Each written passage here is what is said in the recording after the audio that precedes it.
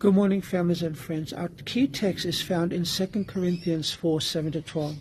The title is Power in Fragile Hands. Let me begin with a truth we don't like to admit. We are fragile. Paul says we have this treasure in earthen vessels. In other words, we are cracked containers holding something priceless. Paul doesn't deny pressure.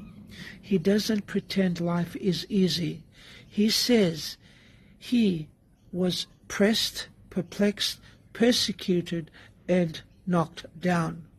But then comes the shock.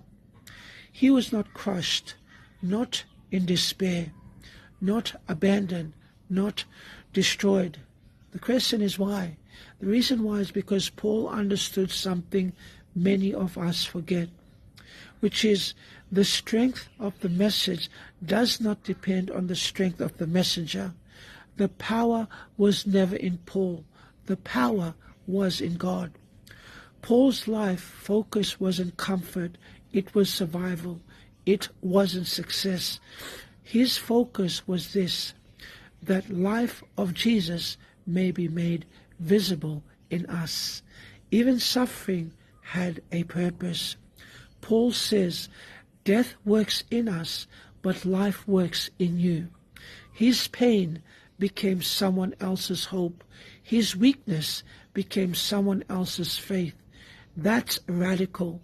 See, Paul lived knowing that if his struggles helped others see Jesus, then the struggle was worth it. So here's the takeaway.